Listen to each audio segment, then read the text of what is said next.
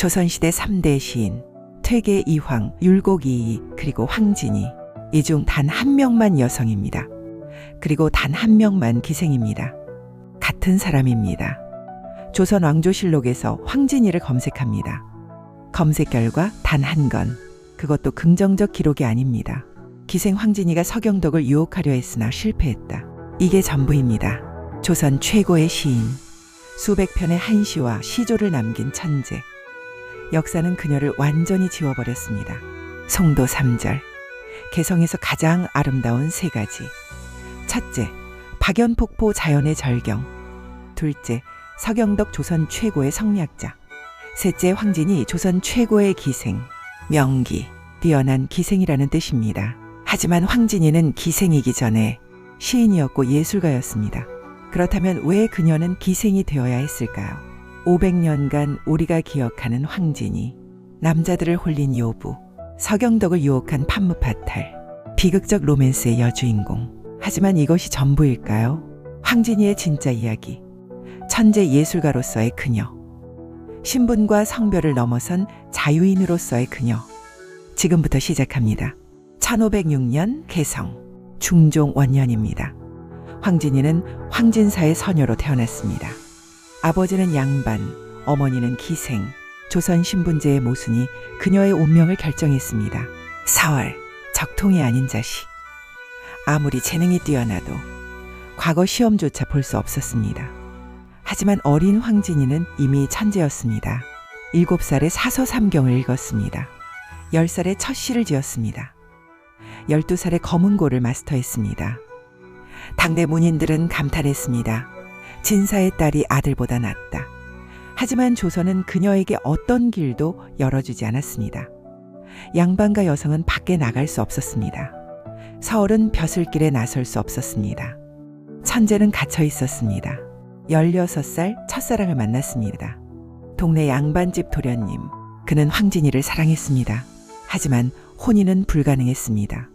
서녀와 양반의 결혼, 있을 수 없는 일이었습니다. 젊은 선비는 상사병으로 죽었습니다. 황진이는 그의 장례식에 참석조차 할 수 없었습니다. 신분의 벽, 그녀는 깨달았습니다. 이 사회는 나를 인간으로 보지 않는다. 17살 황진이는 스스로 기생이 되었습니다. 강요당한 것이 아닙니다. 선택한 것입니다. 기명은 명월, 밝은 달이라는 뜻입니다.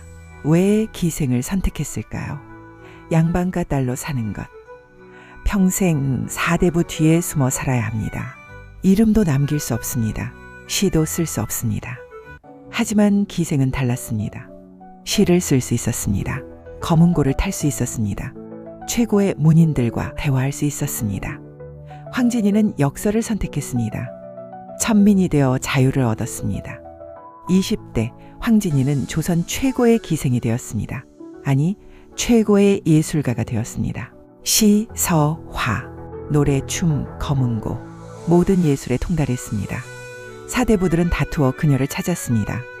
황진이와 시를 주고받는 것, 그것이 곧 문인으로서의 명이었습니다. 박연폭포, 서경덕, 황진이. 송도 3절, 자연과 학자와 예술가. 황진이는 그들과 어깨를 나란히 했습니다. 그녀가 남긴 시조 6수가 전합니다. 청산리 벽계수야 수이 감을 자랑 마라. 일도 창회하면 다시 오기 어려우니 명월이 만공산하니 쉬어간들 어떠리. 푸른 산에 맑은 시냇물아 쉽게 흐른다고 자랑하지 마라. 한번 큰 바다로 가면 다시 돌아오기 어렵다. 밝은 달이 빈 산을 비추니 쉬어가면 어떠하냐? 벽계수는 사람 이름입니다. 중종의 사촌, 왕족이었던 이 남자를 황진이가 단번에 굴복시켰다는 일화가 전해집니다. 하지만 이 시의 진짜 의미는 다릅니다. 서두르지 마라, 잠시 쉬어가라. 황진이의 인생 철학입니다. 동짓달 기나긴 밤을 한 허리를 베어내어 춘풍 이불 아래 서리서리 넣었다가 어른님 오신 날 밤이어든 펴리라. 겨울밤에 긴 시간을 잘라서 보관했다가 사랑하는 님이 오시는 밤에 펼치겠다. 이것은 단순한 사랑 노래가 아닙니다. 시간을 제어하고 싶다는 예술가의 열망입니다. 황진이는 사랑과 시간과 예술을 동일선상에 놓았습니다. 서경덕 1489년에서 1546년 조선 최고의 성리학자, 가난한 집안 출신, 벼슬을 하지 않고 평생 학문에만 몰두했습니다. 황진이는 그를 10년간 유혹했다고 전해집니다. 하지만 이것은 야사의 각색입니다. 실제 그들의 관계는 유혹이 아니라 교류였습니다. 황진이가 서경덕을 찾아갔습니다. 검은고를 들고 시를 들고, 선생님, 제 시를 평가해 주십시오. 서경덕은 거절하지 않았습니다. 기생이라는 신분을 넘어 예술가로서 그녀를 인정했습니다. 두 사람은 밤새 시와 철학을 논했습니다. 사제지간이었습니다. 황진이는 자유로웠습니다. 양반과 딸이었다면 불가능했을 자유. 원하는 사람을 만날 수 있었습니다. 원하는 시를 쓸 수 있었습니다. 원하는 삶을 살 수 있었습니다. 물론 대가는 있었습니다. 천민이라는 낙인, 역사에서 지워질 운명. 하지만 황진이는 선택했습니다. 억압받는 양반보다 자유로운 천민이 낫다. 그녀는 조선 최초의 자유인이었습니다. 정확한 사망 연도는 알 수 없습니다. 1560년경으로 추정됩니다. 50대 초반이었을 것입니다. 황진이가 죽었을 때 조선 왕조실록은 침묵했습니다. 서경덕이 죽었을 때도 실록은 기록하지 않았습니다. 벼슬하지 않은 학자는 기록 대상이 아니었습니다. 하지만 후대의 문인들은 서경덕을 기억했습니다. 황진이는 달랐습니다. 완전히 지워졌습니다. 황진이가 죽은 후 그녀에 대한 이야기는 변질되었습니다. 예술가 황진이는 사라지고 요부 황진이만 남았습니다. 벽계수를 유혹했다. 서경덕을 꺾으려 했다. 수많은 남자를 파멸시켰다. 모두 후대의 창작입니다. 조선 유교 사회는 그녀를 용납할 수 없었습니다. 천민 신분으로 양반과 어울렸다. 여성으로서 시를 남겼다. 기생으로서 자유를 누렸다. 그녀를 악녀로 만들어야 했습니다. 그래야 신분제가 유지되었습니다. 황진이는 수백 편의 시를 남겼습니다. 현재 남아있는 것, 시조 6수, 한시 3수, 이게 전부입니다. 나머지는 어디로 갔을까요? 의도적으로 소각되었습니다. 기생의 시를 보관할 필요가 있는가? 조선은 그렇게 판단했습니다. 신사임당의 그림이 85% 소실된 것처럼 황진이의 시도 95% 소실되었습니다. 천재 여성 예술가를 지우는 방법, 작품을 태워버리는 것입니다. 조선 왕조실록에 황진이는 단 한 번 등장합니다. 명종 8년 1553년 기록. 기생 황진이가 서경덕을 유혹하려 했으나 서경덕은 마음을 움직이지 않았다. 이것이 전부입니다. 조선 3대 시인, 송도 3절 중 한 명. 역사는 그녀를 유혹에 실패한 기생으로만 기억했습니다. 예술은 지워졌습니다. 천재성은 부정되었습니다. 500년간 황진이는 요부로 기억되었습니다. 20세기 황진이가 재발견되었습니다.